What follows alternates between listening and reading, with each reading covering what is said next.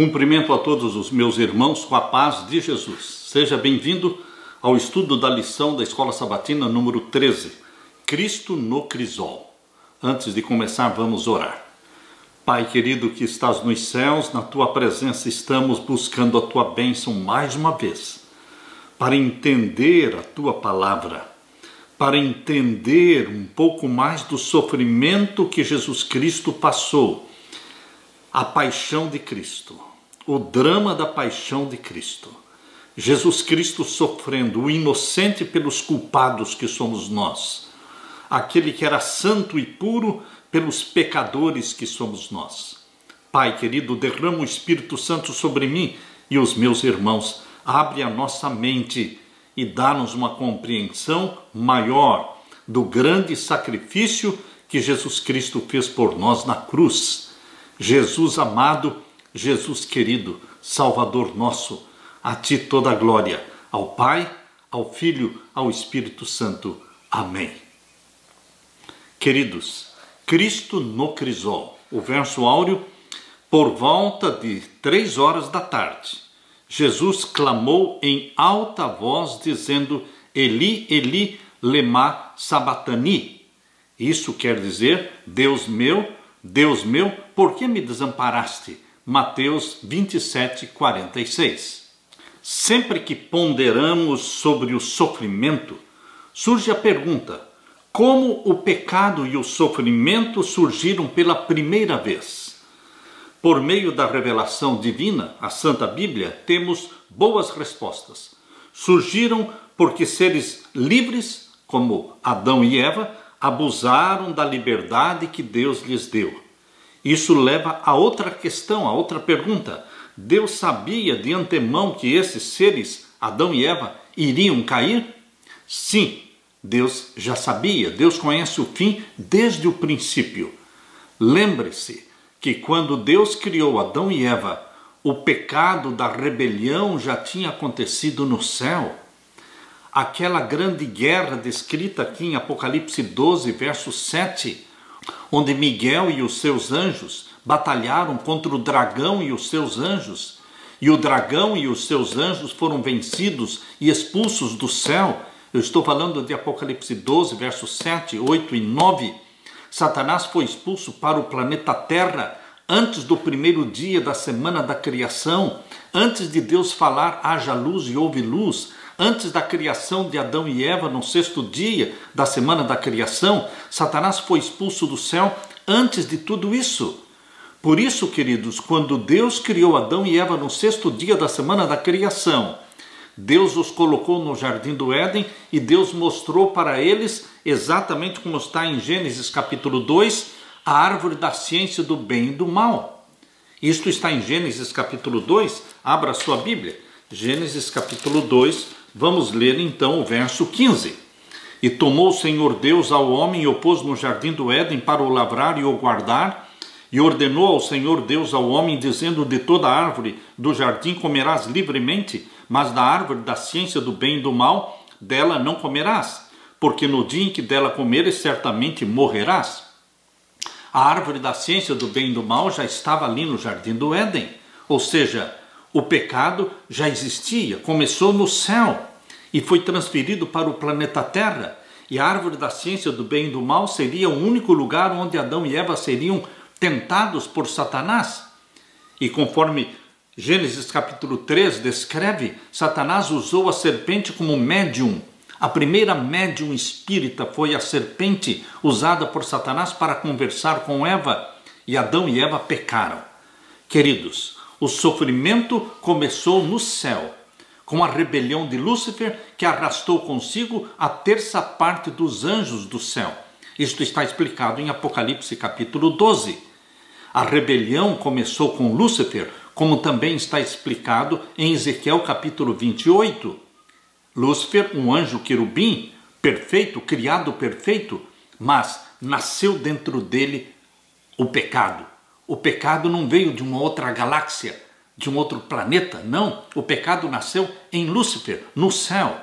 E ele foi expulso do céu. E quando Adão e Eva pecaram, eles se submeteram a Satanás.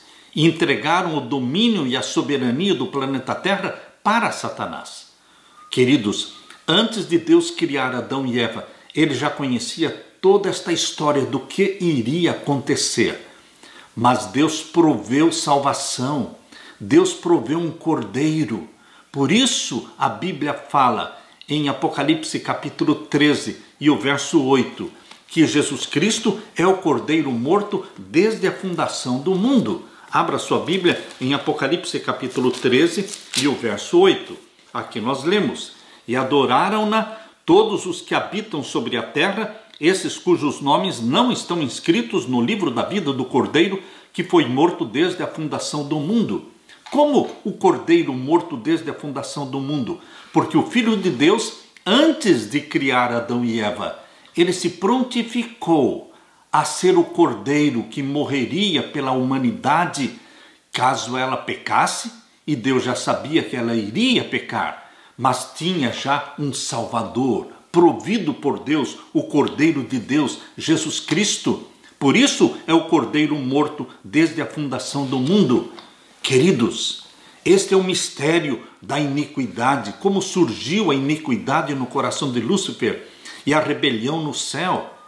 E queridos, quando Deus expulsou Satanás do céu, não solucionou o problema do pecado, mas passaram-se 4.000 anos de espera até que Jesus Cristo nasceu neste mundo para realmente desmascarar Satanás e mostrar, através da vida perfeita de Jesus Cristo, que Satanás é realmente tudo aquilo que ele diz que Deus é. Ele diz que Deus é arbitrário, mas é Satanás que é arbitrário. Ele diz que Deus é ruim. Jesus Cristo veio exatamente para mostrar quem é Deus e como é Deus. Ele veio para revelar o Pai. Queridos, Jesus Cristo em sua vida aqui nesta terra, ele sofreu como nenhum outro ser humano sofreu. Ele nasceu santo do ventre da Virgem Maria. Lucas capítulo 1, 35, o santo que de ti há de nascer será chamado Filho de Deus, Filho do Altíssimo, o santo que de ti há de nascer. E ele, nascendo santo, ele sofreu muito mais que qualquer ser humano pecador, como nós somos pecadores. Nós não sentimos antipatia para com o pecado nos é atrativo, mas no caso de Jesus Cristo, que tinha uma natureza santa, ele tinha repulsa pelo pecado. O pecado lhe era ofensivo. Queridos, Jesus sofreu durante os 33 anos que ele viveu na terra. Porém, os sofrimentos de Jesus foram intensificados nesses 3 anos e meio que ele exerceu o ministério na terra. Desde o seu batismo, no ano 27, até o ano 31, quando ele morreu, foram os piores anos de maior sofrimento.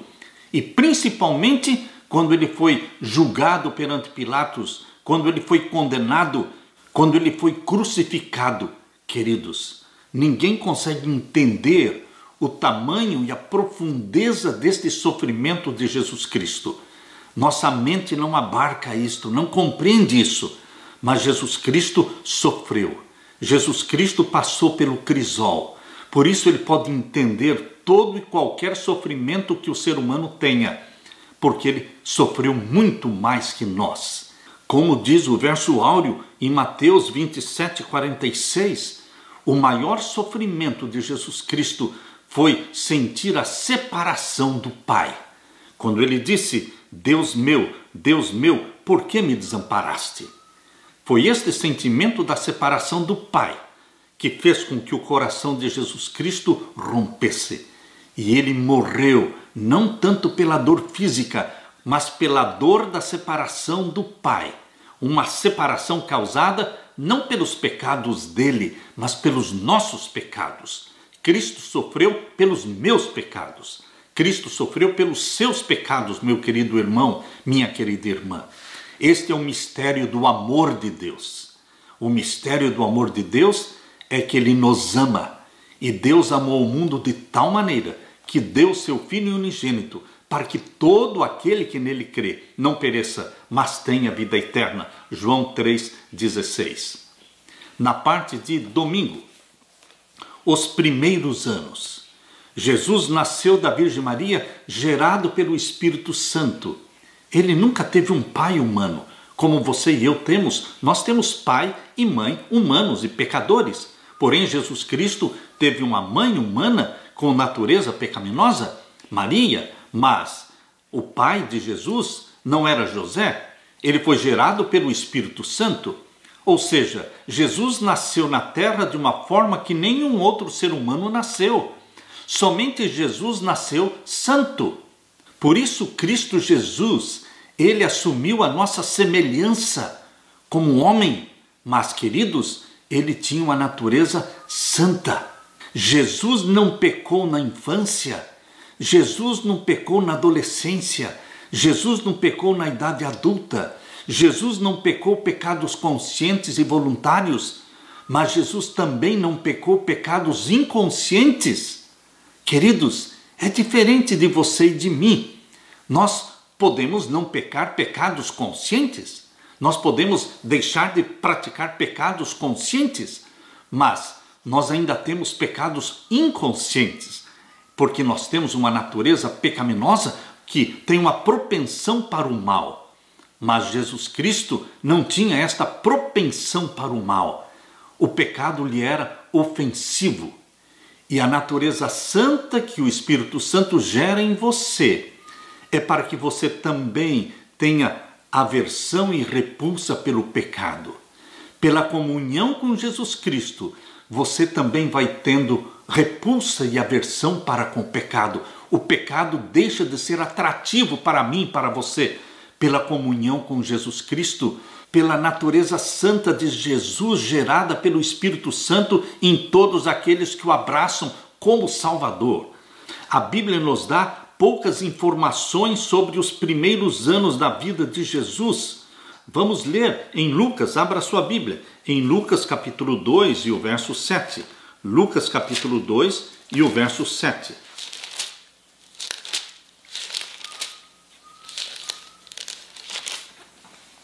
Aqui nós lemos: e deu à luz a seu filho primogênito, e envolveu-o em panos, e deitou-o numa manjedoura, porque não havia lugar para eles na estalagem.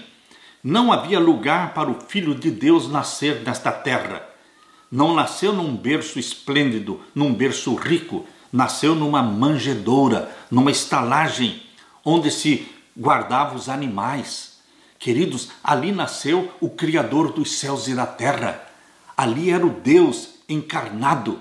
Mas ele não veio para viver como Deus na terra. Ele veio para viver como homem. E como criança, Jesus Cristo cresceu e se desenvolveu normalmente como uma criança. Ele teve que aprender a andar, ele teve que aprender a falar, ele teve que aprender a ler, ele teve que aprender a memorizar os textos da Bíblia. Aquela Bíblia que revelava ele como Messias. Queridos, Jesus Cristo como criança, ele foi um exemplo para as crianças, obediente ao pai, obediente à mãe, uma criança que se deleitava em aprender os versos da Bíblia. Maria foi a primeira professora de Jesus, escolhida por Deus, e Maria o ensinou a ler e a escrever. E a cartilha de Jesus foi o Antigo Testamento, porque não existia ainda o Novo Testamento. Lemos aqui também em Lucas capítulo 2 e os versos 22 a 24. Lucas capítulo 2, versos 22 a 24. E cumprindo-se os dias da purificação, segundo a lei de Moisés, o levaram a Jerusalém para o apresentarem ao Senhor. Primeiramente, aqui no verso 21, diz que quando os 8 dias foram cumpridos para circuncidar o menino, foi-lhe dado o nome de Jesus. Então Jesus foi circuncidado no 8º dia, quando lhe foi dado o nome de Jesus. E depois que se completaram 40 dias do seu nascimento, então o levaram ao templo para ser consagrado e dedicado a Deus. Verso 22, Lucas 2, 22. E cumprindo-se os dias da purificação, segundo a lei de Moisés, 40 dias, o levaram a Jerusalém para o apresentarem ao Senhor. Segundo o que está escrito na lei do Senhor, todo macho primogênito será consagrado ao Senhor. E assim foi Jesus. Verso 24, e para darem a oferta segundo disposto na lei do Senhor, um par de rolas ou 2 pombinhos. Queridos, os pobres, eles ofereciam para Deus aquilo que eles podiam oferecer. E a oferta do pobre pelo nascimento de um filho era um par de rolas ou 2 pombinhos. Esta foi a oferenda que José e Maria fizeram porque eles eram pobres. Jesus poderia ter nascido num lar rico, mas Deus o Pai escolheu que o seu filho nascesse num lar pobre e vivesse uma vida de pobreza. Por isso Jesus Cristo disse: bem-aventurados os pobres. Jesus sabia o que era pobreza. Queridos, nós lemos em Mateus capítulo 2, verso 1 a 18. Abra sua Bíblia. Em Mateus capítulo 2 e os versos 1 até o verso 18. Aqui nós lemos: tendo nascido Jesus em Belém da Judéia, no tempo do rei Herodes, eis que uns magos vieram do Oriente a Jerusalém, dizendo: onde está aquele que é nascido rei dos judeus? Porque vimos a sua estrela no Oriente. Lembre-se, não é a estrela do Oriente. A estrela do Oriente é o que eles usam na maçonaria. Mas aqui fala a estrela no Oriente, que era uma estrela feita por anjos. E aqui completa o verso 2 dizendo: e viemos adorá-lo.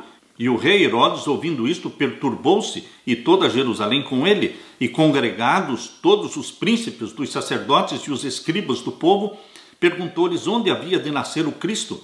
E eles lhe disseram: em Belém da Judéia, porque assim está escrito pelo profeta: e tu, Belém, terra de Judá, de modo nenhum és a menor entre as capitais de Judá, porque de ti sairá o guia que há de apacentar o meu povo de Israel.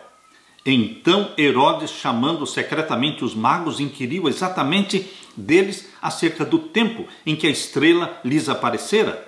E enviando-os a Belém, disse: ide e perguntai diligentemente pelo menino, e quando o achardes, participai-mo, para que também eu vá e o adore.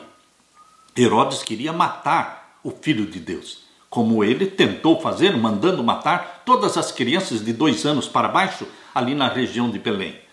Aqui em Mateus capítulo 2, verso 16 em diante, diz: então Herodes, vendo que tinha sido iludido pelos magos, irritou-se muito e mandou matar todos os meninos que haviam em Belém e em todos os seus contornos de 2 anos para baixo, segundo o tempo que diligentemente inquirira dos magos. Queridos, esta matança ocorreu por ocasião do tempo em que Jesus Cristo tinha mais ou menos 1 ano e meio, o máximo 2 anos. Jesus não foi a primeira pessoa a viver na pobreza ou a enfrentar aqueles que queriam matá-lo, mesmo desde a tenra idade. Há, entretanto, outro elemento que nos ajuda a entender a singularidade do que Cristo sofreu desde cedo. Em João capítulo 1, 46, abra sua Bíblia. João capítulo 1 e o verso 46. Aqui nós lemos: disse-lhe Natanael: pode vir alguma coisa boa de Nazaré? Disse-lhe Filipe: vem e vê. Jesus Cristo, ele nasceu em Belém, mas ele cresceu na cidade ímpia de Nazaré.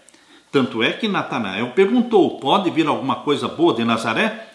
Disse-lhe Filipe: vem e vê. Nazaré era conhecido como uma cidade ímpia, e foi ali que Deus fez com que o lírio chamado Jesus cresceu entre o pântano de pecaminosidade de Nazaré.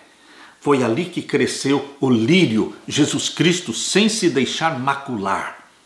Queridos, com exceção de Adão e Eva, antes da queda, Jesus foi a única pessoa sem pecado que já viveu. Em sua pureza e impecabilidade, estava imerso em um mundo pecaminoso.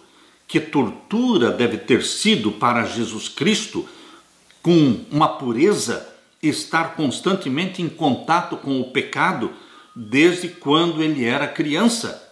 Jesus veio para enfrentar a Satanás e ele foi tentado desde a infância. Porém, queridos, o resgate da família humana aconteceria na idade adulta de Jesus, porque Jesus iria iniciar o resgate exatamente onde Adão pecou. Adão pecou como um adulto. Jesus iniciou seu ministério como um adulto, quando ele tinha a idade de 30 anos. Morreu com 33 anos. Queridos, quando criança, Satanás tentou levar Jesus Cristo ao pecado. Seria muito mais fácil para Satanás levar Jesus ao pecado quando criança, porque as crianças são ingênuas, as crianças são inocentes. Mas, queridos, a Bíblia diz aqui em Isaías, abra sua Bíblia em Isaías capítulo 7, abra sua Bíblia, Isaías capítulo 7. Aqui nós lemos no verso 14 e 15, Isaías capítulo 7, verso 14 e 15. Portanto, o mesmo Senhor vos dará um sinal, eis que uma virgem conceberá e dará à luz um filho, e será o seu nome Emanuel, Deus conosco. E o verso 15, manteiga e mel comerá, até que ele saiba rejeitar o mal e escolher o bem. Queridos, até que ele saiba rejeitar o mal e escolher o bem. Uma criança precisa ser orientada pelos seus pais na questão de rejeitar o mal e escolher o bem. Jesus Cristo, quando criança, Deus o preservou. Quando Satanás tentava Jesus Cristo como criança, com tentações adultas, quando Satanás extrapolava e queria levar Jesus ao pecado como criança, mas usando uma sutileza de uma tentação adulta, a divindade de Jesus irradiava e ele discernia o bem e o mal. É assim que eu entendo este texto que está aqui em Isaías capítulo 7 e o verso 15 e 16. Manteiga e mel comerá até que ele saiba rejeitar o mal e escolher o bem. Na verdade, antes que este menino saiba rejeitar o mal e escolher o bem, a terra de que tem fada será desamparada dos seus 2 reis. Essa é uma profecia messiânica. Não é somente o verso 14 que é uma profecia messiânica, o verso 15 e 16 também. Queridos, assim também você como pai, você como mãe, nós temos que proteger os nossos filhos quando crianças, até que eles saibam rejeitar o mal e escolher o bem. Nós temos que ser a cabeça dos nossos filhos, escolhendo o que eles vão comer, a hora que eles vão deitar, a hora que eles vão levantar, escolhendo as amizades para os nossos filhos. Assim Maria fez, sendo usada pelo Espírito Santo como mãe de Jesus. Queridos, até que Jesus alcançou a idade de jovem e também de adulto, e agora ele poderia enfrentar a Satanás, porque agora ele no batismo foi batizado pelo Espírito Santo, no ano 27, quando Jesus foi batizado ao sair das águas, foi batizado pelo Espírito Santo, porque a pomba, representando o Espírito Santo, desceu sobre ele. E ali ele foi levado para o deserto, Mateus capítulo 4, verso 1, para ser tentado pelo diabo.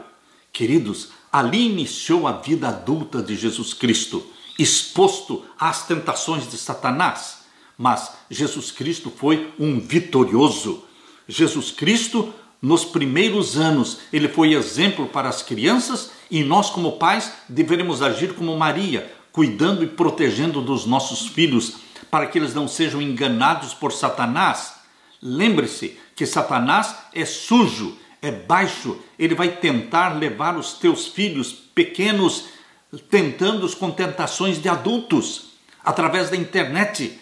Ele tenta as crianças com tentações adultas. E as crianças não sabem ainda rejeitar o mal e escolher o bem. Por isso Deus colocou o pai e a mãe como cabeças da criança. Eles representam Deus na vida da criança. Queridos, que responsabilidade do pai e da mãe, guiados pelo Espírito Santo, para conduzir e preservar a pureza dos filhos desde a infância até a juventude, quando eles poderão sim rejeitar o mal e escolher o bem. Que responsabilidade nossa como pais e mães, de conduzir e proteger os nossos filhos durante esta jornada, pela infância, adolescência, juventude, até que eles cheguem na vida adulta. Queridos, nós somos os agentes de Deus para salvar os nossos filhos, salvar a nossa família. Que você, pai, você, mãe, se consagrem a Jesus Cristo nesta santa tarefa.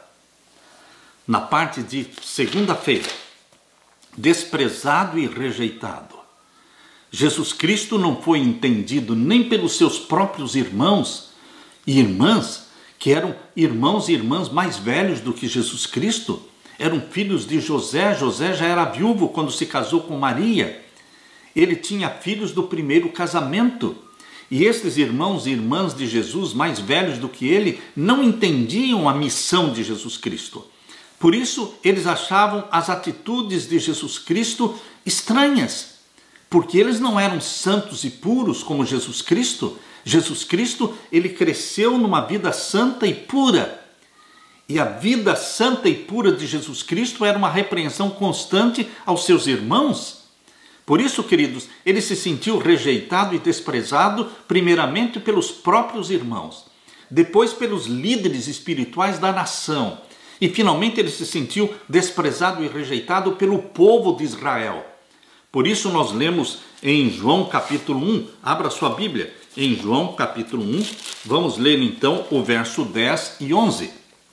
Aqui diz: estava no mundo, e o mundo foi feito por ele, e o mundo não o conheceu. Veio para o que era seu, e os seus não o receberam. Finalmente ele foi rejeitado pela nação de Israel.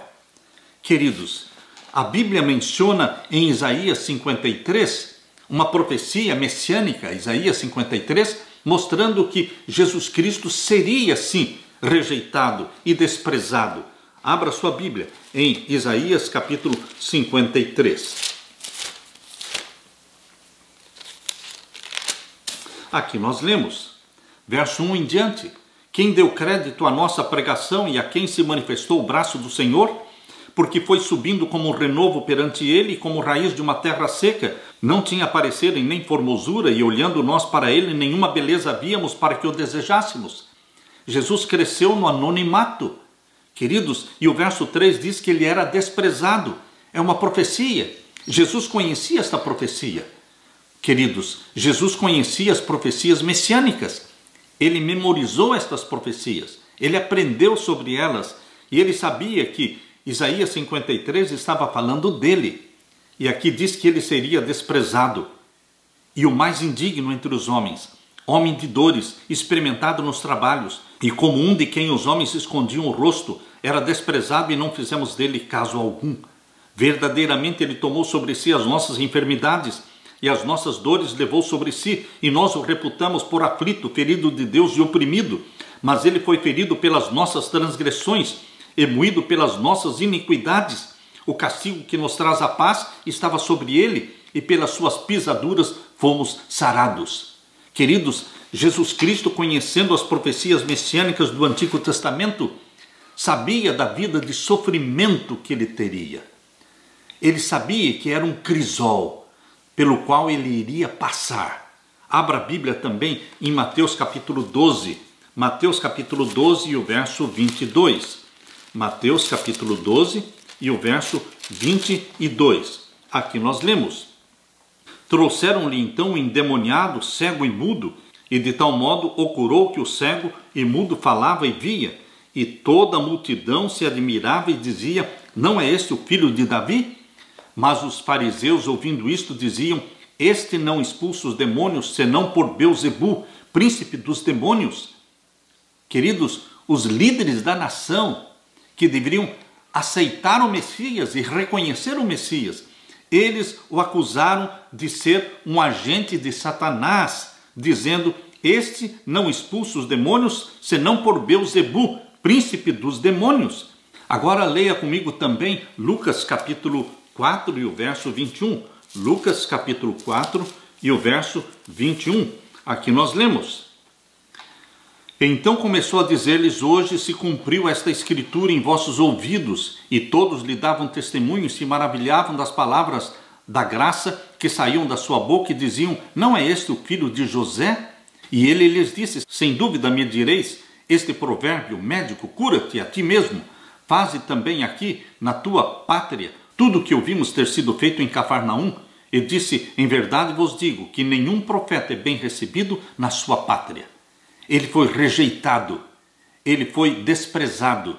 Por isso ele disse: em verdade vos digo que nenhum profeta é bem recebido na sua pátria. Ele se sentiu rejeitado. Abra sua Bíblia também em João capítulo 8. João capítulo 8 e o verso 58. João capítulo 8 e o verso 58 e 59. Disse-lhe Jesus, em verdade vos digo que antes que Abraão existisse, eu sou. E quando ele disse, antes que Abraão existisse, eu sou, ele se proclamou Deus, o grande eu sou. Aquele grande eu sou que conversou com Moisés lá em Êxodo capítulo 2, capítulo 3, ali menciona o diálogo de Deus com Moisés. E ali Deus se revelou como o eu sou. E aqui Jesus proclamou-se como sendo o eu sou. Proclamou-se Deus. E o povo de Israel, eles pegaram em pedras para apedrejá-lo, porque não o aceitaram como Messias. Verso 59. Então pegaram em pedras para lhe atirarem. Mas Jesus ocultou-se e saiu do templo, passando pelo meio deles, e assim se retirou.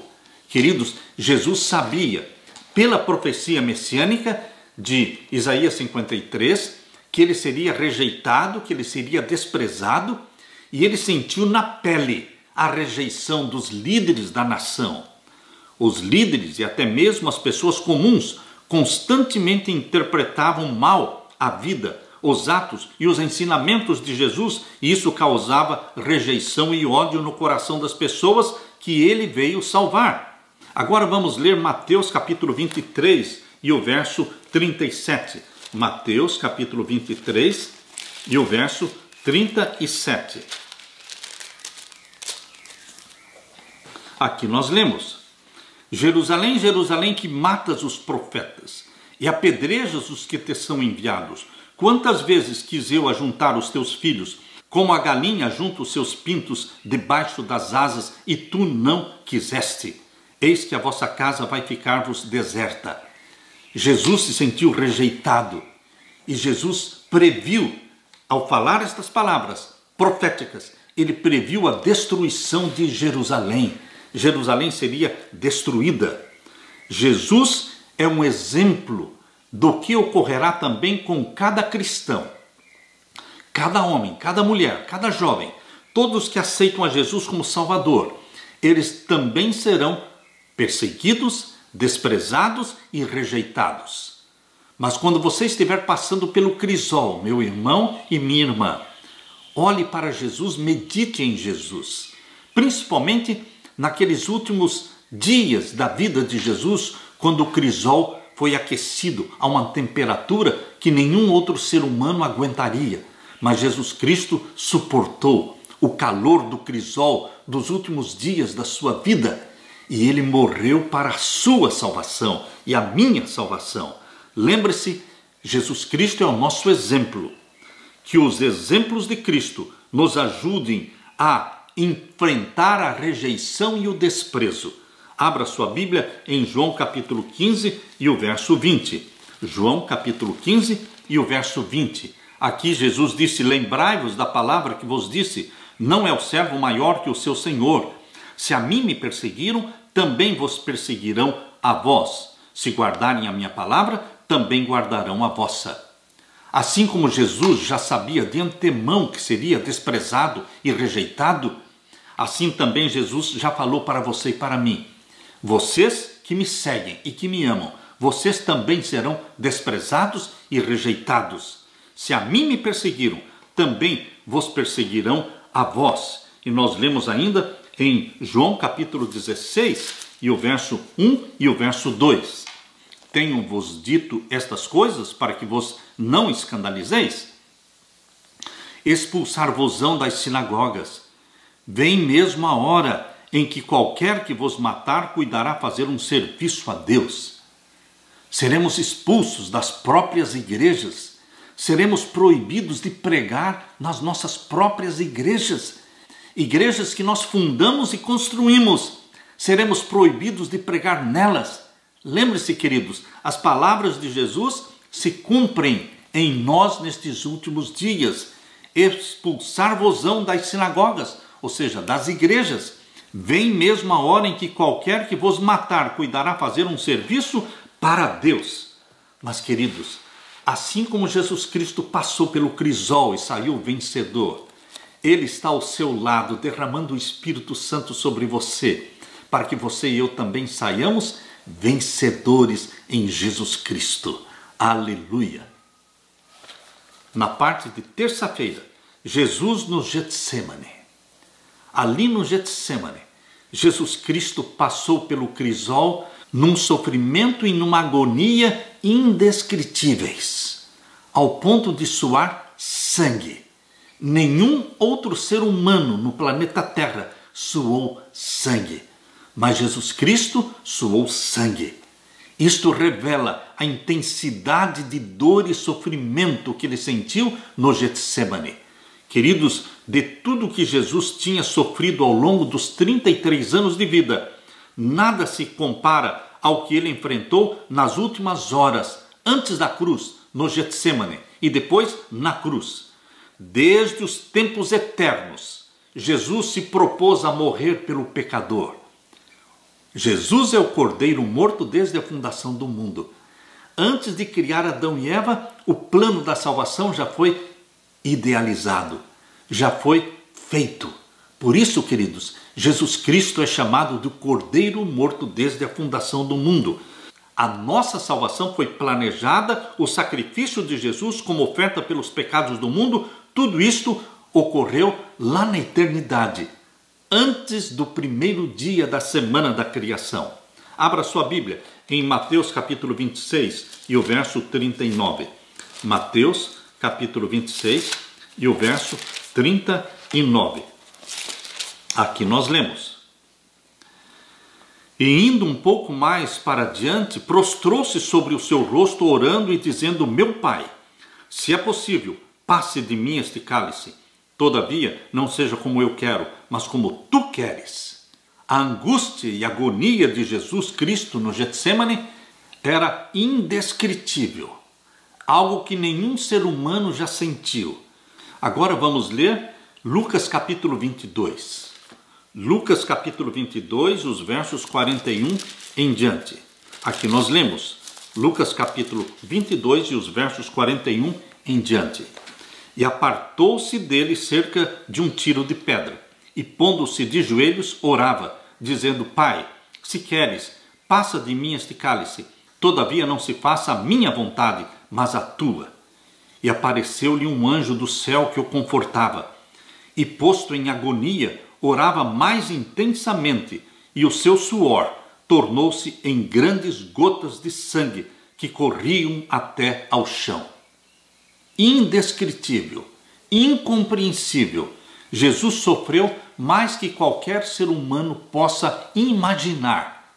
Foi o preço que ele pagou pela nossa redenção. Nós fomos comprados, salvos pelo ouro do sangue de Jesus e pela prata das suas lágrimas.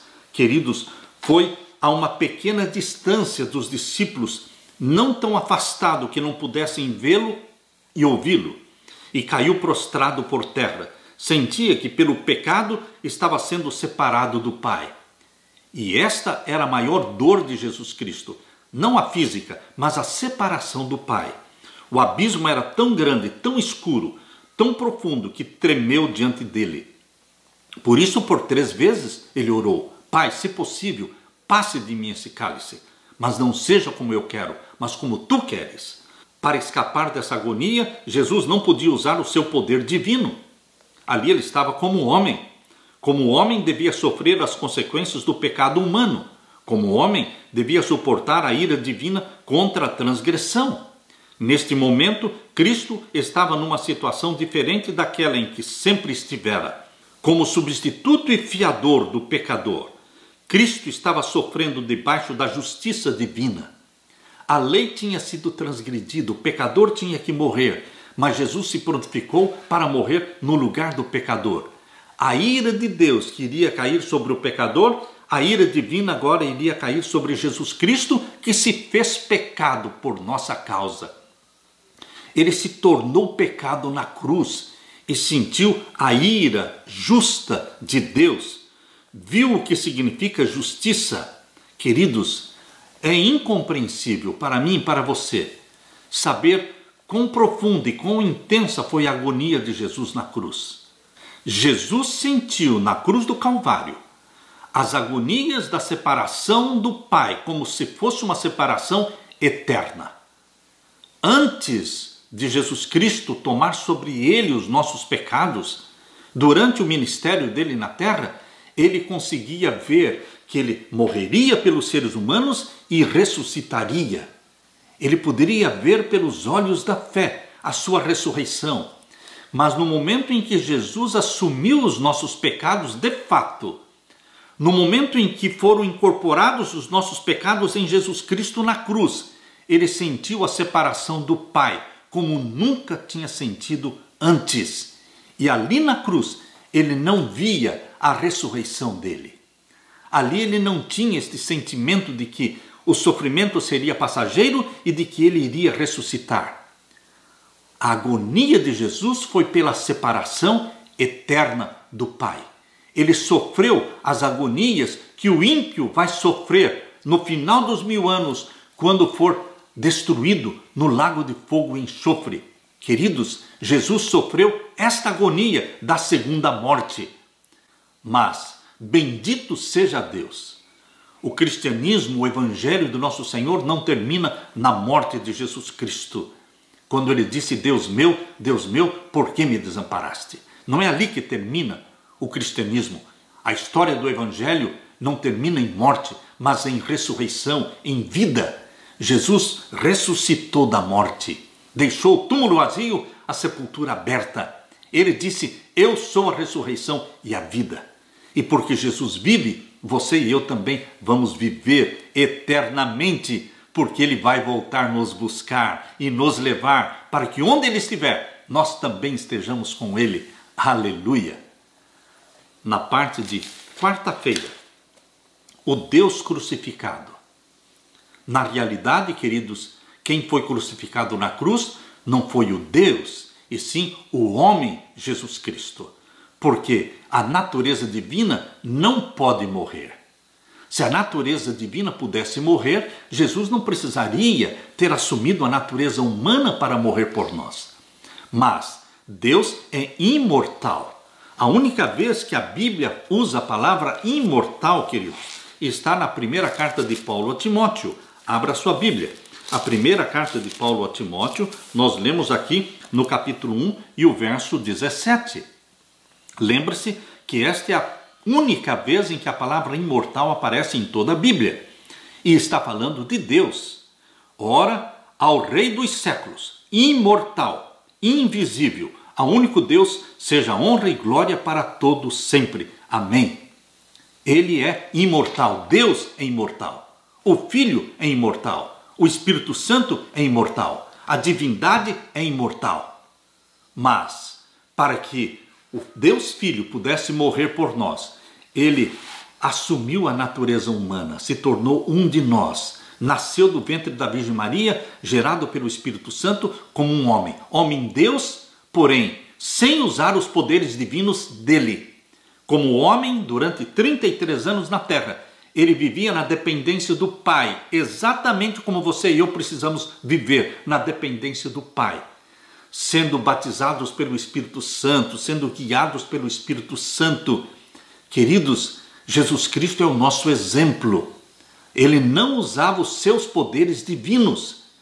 As tentações de Satanás, as tentações engendradas por Satanás para levar Jesus ao pecado, sempre eram tentações positivas, no sentido de fazer Jesus Cristo usar os seus poderes divinos.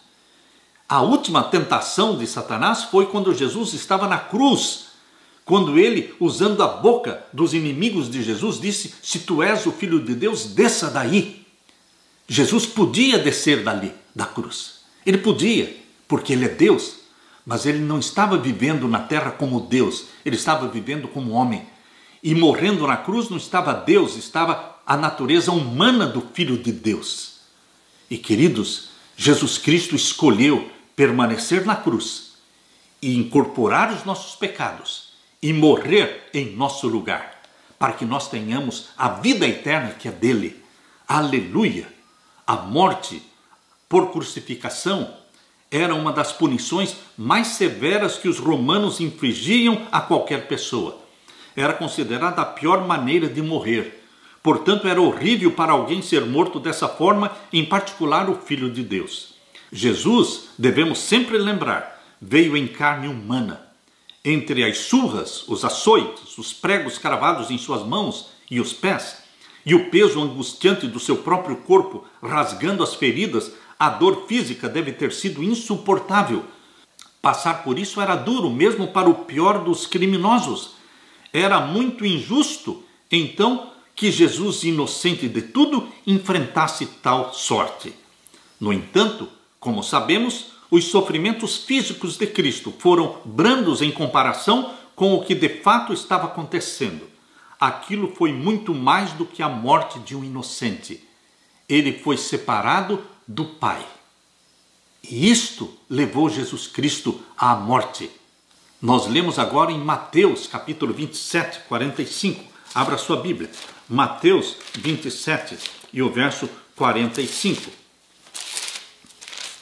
Aqui nós lemos: E desde a hora sexta, meio-dia, houve trevas sobre toda a terra até a hora nona, 3 horas da tarde. Jesus foi crucificado às 9 da manhã. A partir do meio-dia houve trevas sobre a face da terra e Jesus morreu às 3 da tarde, hora nona. E perto da hora nona, exclamou Jesus em alta voz, dizendo: Eli, Eli, lama sabatani, isto é, Deus meu, por que me desamparaste? Ele sentiu a separação de Deus, do Pai. Ele não estava enxergando neste momento a sua ressurreição gloriosa no primeiro dia da semana. Não, queridos, ele sentiu a agonia eterna da separação do Pai. E alguns dos que ali estavam, ouvindo isto, diziam: Este chama por Elias. E logo um deles, correndo, tomou uma esponja, embebeu-a em vinagre e, pondo-a numa cana, dava-lhe de beber. Os outros, porém, diziam: Deixa, vejamos se Elias vem livrá-lo. E agora o verso 50. E Jesus, clamando outra vez, com grande voz, rendeu o espírito. E eis que o véu do templo se rasgou em 2 de alto a baixo, e tremeu a terra, e fenderam-se as pedras. Aquele véu que separa o lugar santo do santíssimo no templo, rasgou de cima embaixo, expondo o lugar santíssimo, que era sagrado. Nesse período em que Jesus Cristo morreu na cruz, e que o véu rasgou de cima embaixo, neste tempo, a arca do concerto contendo os 10 mandamentos, já não existia mais esta arca no Santíssimo. Por quê? Porque antes da destruição do Templo de Salomão, em 586 a.C., os sacerdotes esconderam a arca nas cavernas, antes do exílio babilônico de 70 anos. E quando voltaram do exílio, nunca mais acharam esta arca. Ela está escondida. Pode ser que ela seja descoberta ainda. Antes da volta de Jesus, eu creio que ela será descoberta. Portanto, queridos, este templo que existia na terra quando Jesus morreu era chamado Templo de Herodes. Foi a reconstrução do Templo de Jerusalém. Foi reconstruído o templo por Zorobabel e depois foi aperfeiçoado este templo e tornado muito maior por Herodes. Por isso ficou conhecido como Templo de Herodes. Mas no Santíssimo não existia mais a Arca do Concerto. Quando o véu rasgou de cima a embaixo, o Santíssimo ficou exposto. Mas não estava mais ali o Shekinah, a glória de Deus, e nem a Arca do Concerto. E aqui diz o verso 52. E abriram-se os sepulcros, e muitos corpos de santos que dormiam foram ressuscitados. Muitos corpos de santos. Uma multidão de santos ressuscitou, santos glorificados. Não sabemos quantos, mas foram muitos, porque diz aqui, muitos corpos de santos que dormiam foram ressuscitados. Mas não ressuscitaram antes de Jesus, meus queridos. Lembrem-se disso, eles não ressuscitaram antes de Jesus, mas só depois da ressurreição de Jesus, que foi no primeiro dia. As sepulturas se abriram na morte de Cristo, no grande terremoto que houve por ocasião da morte de Jesus, mas eles só ressuscitaram após a ressurreição de Jesus no primeiro dia da semana. Por isso o verso 53, leiam comigo o verso 53. E saindo dos sepulcros depois da ressurreição dele. Está claro, meu querido irmão, minha querida irmã? Eles saíram dos sepulcros depois da ressurreição dele, de Jesus. Entraram na cidade santa, que é a cidade de Jerusalém, e apareceram a muitos. estes santos glorificados subiram ao céu com Jesus Cristo e foram apresentados diante do Pai, lá no lugar santíssimo do santuário celestial. O trono de Deus está no santíssimo do santuário celestial. E Jesus Cristo apresentou diante do Pai o molho das primícias. Esta multidão de santos glorificados, eles são o molho das primícias dos mortos. As primícias dos mortos já estão no céu, glorificados. Esta multidão de santos que já está no céu. Jesus escolheu os 24 anciãos que se assentaram sobre 24 tronos, assim como está lá em Apocalipse capítulo 4, os 24 anciãos assentados em 24 tronos, eles foram escolhidos desta multidão, deste molho das primícias que Jesus Cristo levou e apresentou diante do Pai, exatamente no dia das primícias, porque Jesus morreu no dia 14, mas ressuscitou no dia 16. Dia 14 foi o dia da Páscoa, dia 16 era a festa das primícias. Jesus apresentou o molho das primícias exatamente no dia certo, o dia das primícias, só que no santuário do céu, porque ele ascendeu ao céu com aquela multidão glorificada.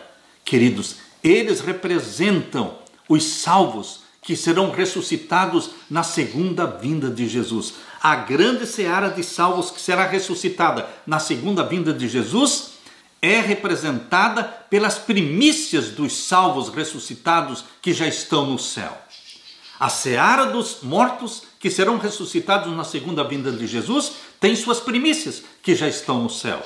Mas existe uma seara de salvos vivos que não vão passar pela morte. Aleluia! Uma grande seara de salvos vivos, incluindo a grande multidão que vai se converter na hora undécima. E esta grande multidão de salvos vivos que não vão morrer até Jesus voltar, tem também suas primícias, as primícias dos salvos vivos, que são os 144 mil. Aleluia! Primícias dos salvos vivos e grande seara dos salvos vivos. Aleluia, meu querido irmão. Isto é o que a Bíblia revela para você e para o conforto do nosso coração. Aleluia. Na parte de quinta-feira, o Deus sofredor e seus seguidores. Deus sofre quando você sofre. Deus não nos abandona. Deus enxuga as nossas lágrimas. Enquanto estivermos vivendo neste mundo, nós vamos sofrer. Não tem outra saída. Somente quando Jesus Cristo voltar é que ele vai colocar um fim no sofrimento, porque ele vai nos arrebatar. Aqui diz na primeira carta de Paulo aos Coríntios, capítulo 15. Primeira carta de Paulo aos Coríntios, capítulo 15, Jesus Cristo diz que quando ele voltar em poder e glória, a última trombeta vai soar e então os mortos vão ressuscitar imortais, incorruptíveis, e nós, os vivos, seremos transformados. Primeira carta de Paulo aos Coríntios, capítulo 15, verso 51 em diante. Eis aqui vos digo um mistério. Na verdade, nem todos dormiremos, ou seja, nem todos morreremos, mas todos seremos transformados. Num momento, num abrir e fechar de olhos, ante a última trombeta, porque a trombeta soará e os mortos ressuscitarão incorruptíveis e nós seremos transformados. Que bendita promessa! Vitória sobre a morte, transformação. Aqui vamos receber a imortalidade tão desejada pelo ser humano. Ninguém tem a imortalidade, só Deus. Mas Ele vai nos dar esta imortalidade na segunda vinda gloriosa de Jesus Cristo, porque diz aqui o verso 53, porque convém que isto que é corruptível se revista da incorruptibilidade e que isto que é mortal se revista da imortalidade. E quando isto que é corruptível se revestir da incorruptibilidade e isto que é mortal se revestir da imortalidade, então se cumprirá a palavra que está escrita: tragada foi a morte na vitória. A morte é Satanás, ele foi vencido. A vida é Jesus Cristo, obteve a vitória, vitória eterna. E agora o verso 55. Onde está, ó morte, o teu aguilhão? Onde está, ó inferno, a tua vitória? E o verso 57. Mas graças a Deus que nos dá a vitória por nosso Senhor Jesus Cristo. Queridos, esta é a mensagem de esperança e de conforto de Deus para você. Graças a Deus que nos dá a vitória por nosso Senhor Jesus Cristo. Quando você estiver passando pelo crisol, espelhe-se em Jesus Cristo. medite nele, principalmente os últimos capítulos da vida do drama da paixão de Jesus Cristo. Jesus Cristo não está morto, ele está vivo, a sepultura está vazia. Ele prometeu: eu irei, mas eu voltarei e vos levarei para mim mesmo, para que onde eu estiver, vós também estejais. Confie, meu querido irmão, quando estiver passando pelo sofrimento, pelo crisol. Confie em Jesus Cristo, que nos dá a vitória. Termino falando, verso 57. Mas graças a Deus que nos dá a vitória por nosso Senhor Jesus Cristo. Fique com a vitória que Jesus te dá. Aleluia! Deixo com você esta bênção e esta certeza de vitória. A mente vitoriosa de Jesus Cristo. Deixo também para você a paz que só o meu Jesus pode dar. Amém.